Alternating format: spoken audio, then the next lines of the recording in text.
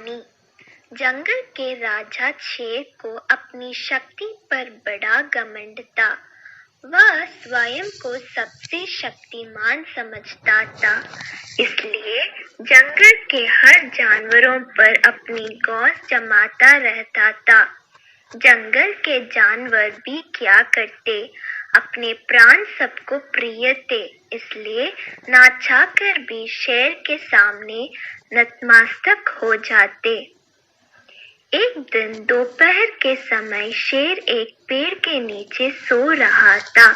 वहीं एक मच्छर भिनभिना रहा था, जिससे शेर की नींद में खलल पड़ रहा था। वह एक मच्छर से बोला, हे मच्छर, देखता नहीं मैं सो रहा हूँ, भाग यहाँ से, नहीं तो मसल कर दूंगा।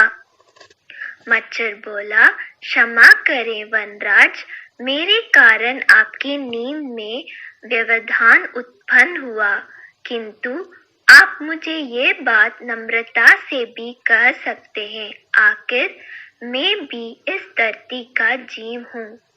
अच्छा, तो तुम छोटा सा मच्छर मुझसे जुबान लड़ाएगा? और क्या गल कहा मैंने?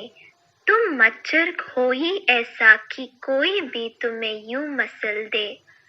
मैं तो ये बार बार कहूँगा, क्या बिगाड़ लोगे तुम मेरा?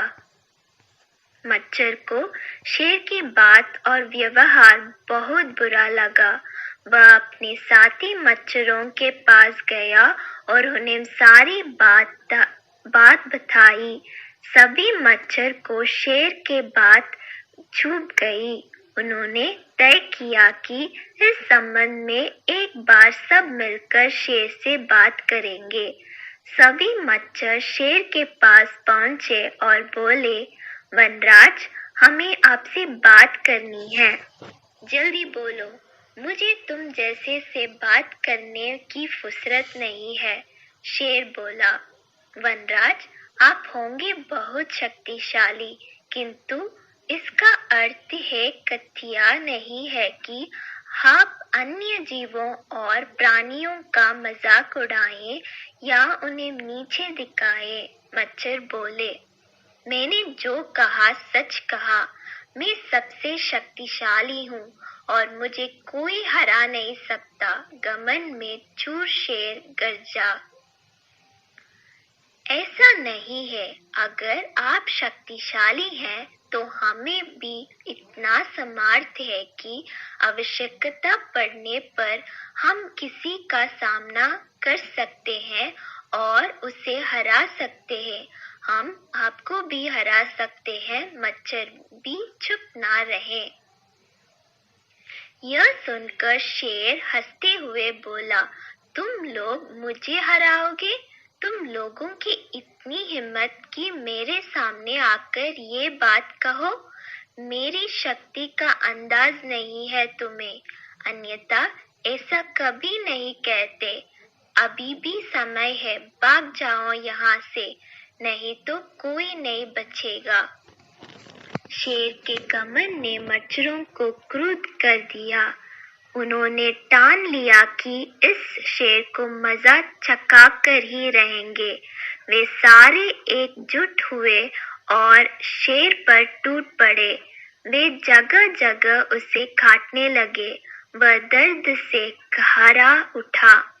इतने सारे मच्छर का सामना करना उसके बस के बाहर हो गया। वह दर्द से चीखते हुए वहां से भागा, लेकिन मच्छरों ने उसका पीछा नहीं छोड़ा। वह जहां भी जाता वे भी उसके पीछे जाते और उसे काटते। आखिरकार शेर को झुकना पड़ा। उसने हार मान ली। वह मच्छरों के सामने गिड़गिड़ाने लगा, मुझे बख्श दो, मुझसे गलती हो गई, जो मैंने तुम तुच्छ समझकर तुम्हारा मजाक उड़ाया और तुमसे बुरा व्यवहार किया। आज तुमने मेरा घमंड तोड़ दिया। अब मैं कभी किसी के नीचे नहीं दिखाऊंगा। मच्छरों ने शेर को सबक सिखा दिया था, इसलिए उन्होंने उसे काटना बंद कर दिया। वे बोले, घमंडी का घमंड कभी ना कभी अवश्य टूटता है। आज तुम्हारा टूटा है, घमंड करना छोड़ दो, अन्यथा एक दिन ये तुम्हें ले डूबेगा। और कभी किसी प्राणी को नीचे मत समझो, हर किसी का अपना सामर्थ्य और शक्ति होती है। शेर धोबी करते हुए वहां से भाग गया। शिक्षा, घमंडी का सिर नीचा।